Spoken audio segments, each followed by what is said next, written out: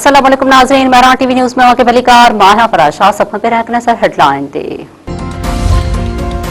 Peoples party के chairman Bilawal Bhutto Zardari चयो आहे त मुल्क के सियासी ऐं माशी फ़ाइदो ॾियण लाइ मुतहद थियणो पवंदो। वज़ीर आज़म सुठो कमु करे रहियो आहे, पर कुझु वज़ीर उन लाइ मुश्किलातूं पैदा करे रहिया आहिनि। कुझु वज़ीरनि जी सियासत सम्झ खां ॿाहिरि आहे। वज़ीर आज़म पंहिंजी टीम खे कंट्रोल में रखी हिकु वफ़ाक़ी वज़ीर ॿाहिरि खे विसाइण बदिरां उन खे भड़काए रहियो आहे। क़ौमी असेंबली में ख़िताब कंदे बिलावल भुट्टो ज़रदारी चयो आहे त नून लीग पंजाब में बल्दियाती इलेक्शन खां डिॼे थी। कराची में जेको बल्दियाती निज़ाम आहे उहो ज़रे लाहौर में आणियो। इस्लामाबाद में बल्दियाती निज़ाम आणे मेयर खे ख़ुदमुख्तार बणायो।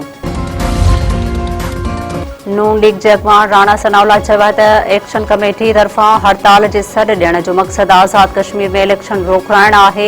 धरणनि ऐं जथनि सां इलेक्शन नथी रोकराए सघिजे। क़ौमी असेंबली में ख़िताब कंदे राणा सनाउल्ला वधीक चयो आहे त मुज़ाहिरीन रुॻो रावलाकोट में धारणो हणी वेठल आहिनि, बाक़ी आज़ाद कश्मीर जे कंहिं बि हंधि एहतजाज न आहे। एक्शन कमेटीअ जो मुहाजिरनि जूं 12 सीटूं ख़तमु करण जो मुतालबो आहे।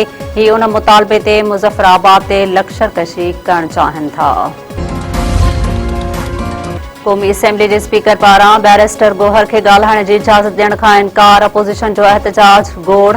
स्पीकर अयाज़ सादिक चयो आहे त ॿाहिरि वञी मुंहिंजे ख़िलाफ़ प्रेस कॉन्फ्रेंस कयो त ॻाल्हाइण जी इजाज़त नथी मिले। अव्हां खे 15 खां 20 कलाक ॻाल्हाइण जी इजाज़त ॾिनी। हिते 4 कलाक ॻाल्हाइण बाद ॿाहिरि वञी चओ था त ॻाल्हाइण जो मौक़ो नथा ॾियनि।